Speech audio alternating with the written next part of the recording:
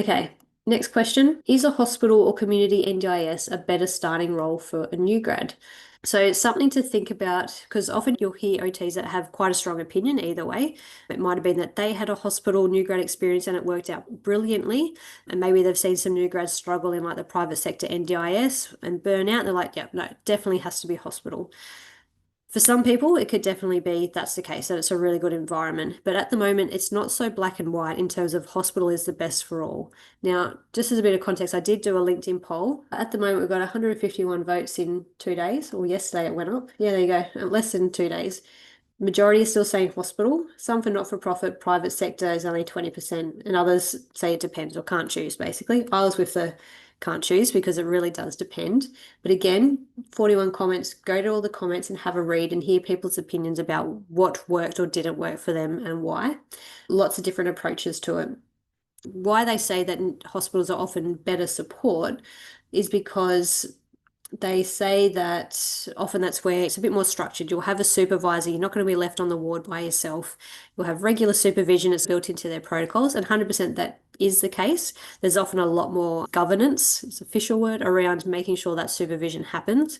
But whereas back in the day, 10 years ago, there would always be all the senior OTs in those hospital roles. They knew it well. They were good at teaching as well.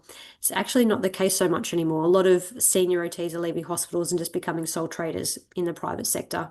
Less stress, easier for them to control their workflow. So it may mean that, yes, there's still some of those hospital roles that are perfect, got really good, strong teams that can educate you, good systems for rotating through and learning a little bit about different caseloads, one bit at a time. But it could be that you go into a caseload in a hospital and your senior only has 1 year more experience than you, or there's not even a senior there, or you're being line managed by somebody that's got expertise in a different caseload and actually doesn't understand what you're doing. And I've definitely had some conversations with OTs recently where that has been the case. So don't just make the assumption that hospital is going to give you better support because it can be a case by case basis. The other thing to think about in terms of hospitals is maybe like the patient journey that you might be going on. So often in hospitals, our focus is on discharge planning. So particularly if we're working on acute wards, we're trying to work on just a small section of the person's life or their function to be able to get them home safely. So if they've come in with a fall, we're just focusing on what self-care is essential for them to be able to do so they can go home. If we've done our initial interview, we know, oh, they've lost some of their leisure activities. Oh, they're struggling with their gardening. Oh, they're having difficulties with their hand arthritis and that's impacting cooking.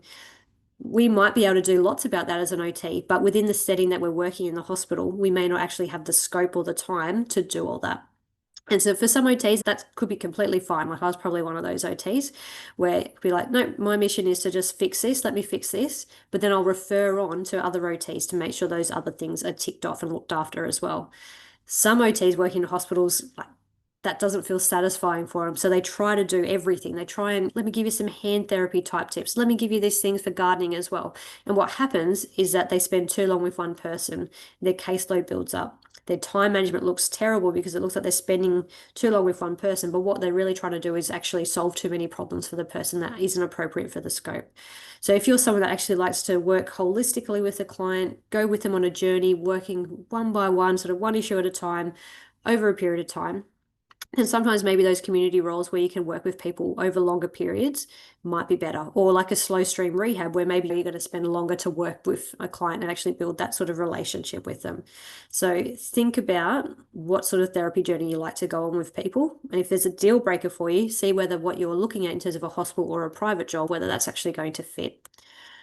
Another difference is even just in terms of the sensory environment or the job demands. So if we think community NDIS, what you've got maybe is potentially lots of driving. So there's some OT students that I've spoken with, they actually get quite anxious about driving. They hate being in traffic, makes them nervous. And if you imagine you're already a new grad, nervous about doing the assessment, and then you get a busy traffic hour to get there beforehand, your nervous system's already going to feel a little bit rattled.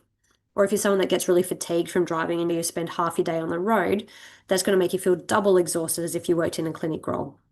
So thinking about what are the task demands, whereas the flip side in a hospital, Maybe if you're someone that gets overwhelmed by sensory type things, so you don't like lots of smells or noise or busy crowds, sometimes that's unavoidable in a hospital situation.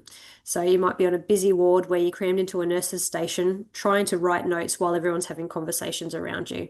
You might be walking through the wards and the lunch trays coming in, the smells are there and you're trying to finish off your initial assessment and that's distracting for you. It might be that you have to pivot and think really quickly on the spot in terms of, yep, wanted to go see these three people. Nobody's there. Like they've been taken off for appointments or the physio's with them. What do I need to do now? If you're someone that likes to plan your day and stick to that structure, that could be difficult to stick to compared to community role or a clinic role where your clients are booked in and it's either they turn up or they don't turn up. But if they don't turn up, you're not really pivoting to fit more people in. You maybe have some backup admin tasks, so it's a little bit more controlled. Some of those things maybe you could actually be able to accommodate, but depending on the role. Could you wear like some sort of ear defender type things to drown out some of the noise in a busy ward?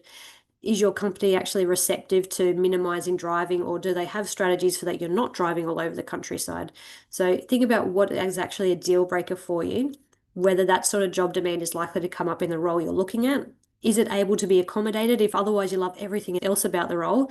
But if it's not, be realistic in terms of can I cope with that? Or is that actually going to be really stressful?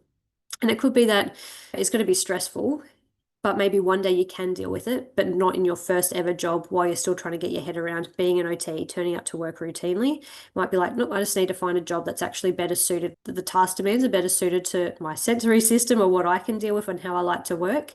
Once I've nailed some of those everyday OT things, if I feel like I'm ready for a challenge and I can maybe work through some of those things that I find challenging in the environment that can't be accommodated, maybe then I can go try that area of practice instead.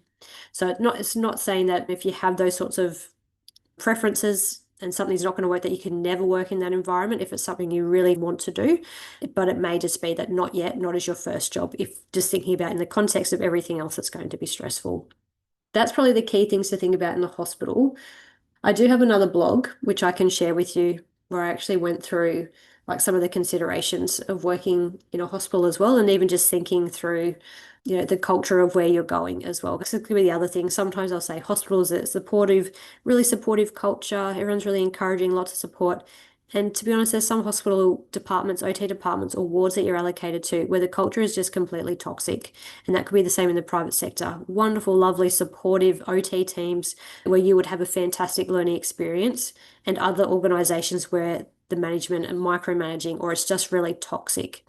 So it can't just be a blanket, hospital's better, I have to do that. You need to think about all the different parts that go into it. So I'll share a different blog. It's this one here, actually, how to choose the right OT job for you. So I'll drop this link in for you, but it's based on a true story, different names of an OT that I did a supervision session with that was working in a hospital. They went into that hospital job because they thought, this is what everyone's told me I need to do. I want to maybe work in aged care down the track. This is the perfect spot to get those bread and butter skills of working with older people.